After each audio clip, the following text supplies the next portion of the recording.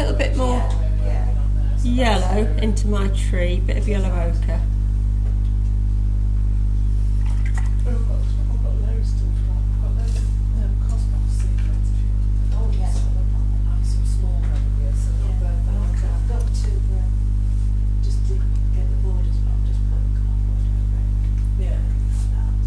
Just add a bit, just to make it a bit more interesting. A bit of this yellow ochre.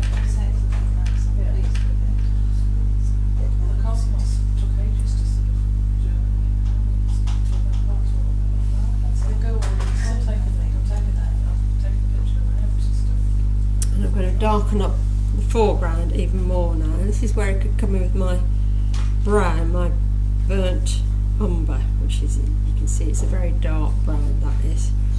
So, thing is, don't go too dark too quickly. If you're a bit worried about going too dark, we can build up layers.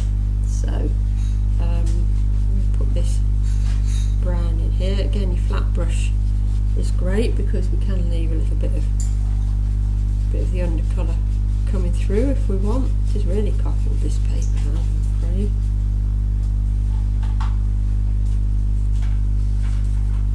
And then what I can do, it's got sort of like the beginnings of trees and things and growth coming up here, so I can just pull a little bit of that up and just use the edge of the flat brush.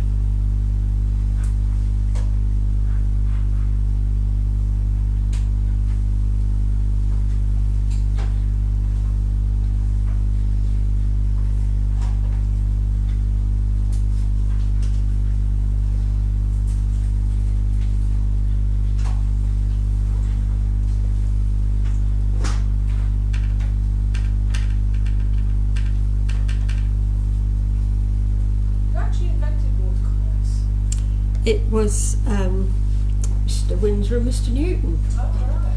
Wasn't it? It was, yes. So they, well, Your cats are clever. they are. So, well, I say they invented I mean, people had used ground pigments. If you think right back to, well, you know, in the sort of Middle Ages, and you've got Leonardo and all these great artists of the past, they'd have their colour men that would buy up the pigments, which could be ground down like lapis lazuli for ultramarine, and they'd buy the pigments and then they'd mix them together and create colours and add binders. But it was Windsor Newton that began experimenting with the pigments to try and make them into a form that could be readily available, like in a pan form. So they mixed initially honey with pigment, and got a pan that didn't dry rock hard, but it still got that little bit of moisture with the honey in them.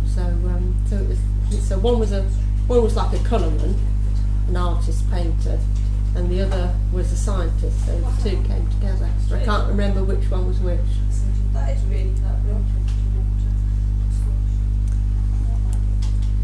And they used to keep paint in pig's bladders. It was something when you spent a fortune getting your colour and mixing it up and adding oils and so on. They obviously wanted it to last, so they keep it in a pig's bladder.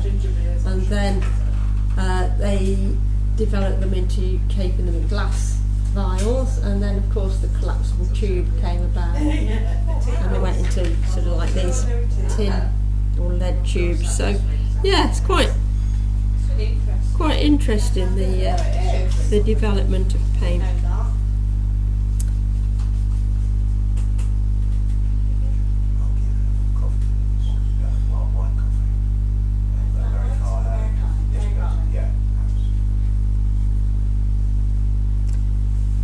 So the second painting on the right, it's got quite a lot of browns in it, hasn't it?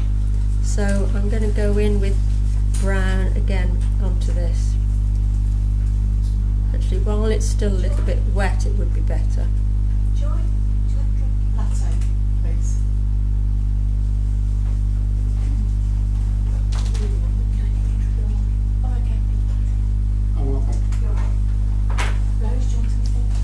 I'll decide when I'm out there.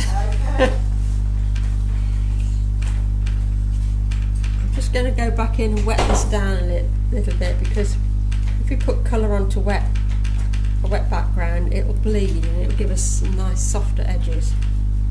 So I'm just adding a bit more water to that. I have gone over the hill, so I've just got a bit of tissue. So when you make mistakes, we can just lift that back out again. And you can see how dark his paintings are, aren't they? So we really want to just build up the darkness into these. We've got the bare trees on this one.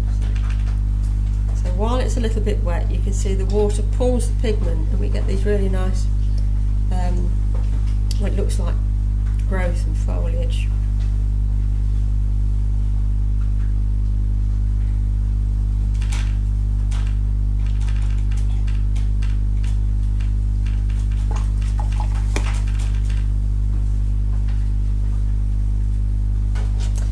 If you're finding you're pushing your colour on and it's all mixing and you're not seeing the different colours coming through, just leave it for a little while, work on the second one, let that one dry, because what happens is it's so wet that all the colours are mixing on the paper.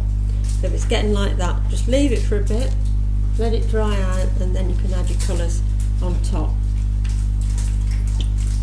So what I'm going to do with this now is I'm going to take a blue, something like an ultramarine, which used to be one of the most expensive colours, more expensive than gold, because it was ground up lapis lazuli, so very expensive, and sort of ultramarine sort of means it's across the sea, so it used to come from, I think it might be Afghanistan, a lot of it. What they mix it in there? Because that's lapis lazuli, you think, to get it to go into a solution. They just ground it down, So just really, continually really fine. grinding it. Yes, yeah. So I'm just going to put some blue into this, so let's make it really nice and dark as well.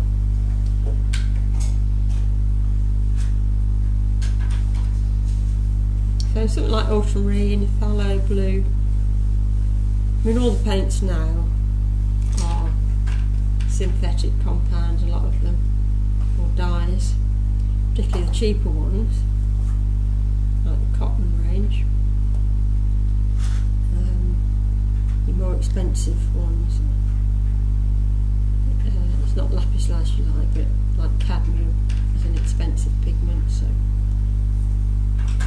Do you think the more expensive ones last longer? You know, you buy a tube that's... I don't know. Well, not necessarily last longer, but you get a better strength of colour. I don't know whether any of you sort of tend to start off with the really cheap ones, don't you? And then you realise that they don't mix up quite the same, or the colours don't look quite the same as. So you go for the sort of student intermediate ones, and then you perhaps treat yourself. But we can't get these white light ones anymore, which is disappointing, because they're Russian. So They just stopped making them, or? no, I think we just stopped importing them. No. Imagine if you went to Russia, you'd probably be able to. Perhaps you should organise a trip and an empty suitcase.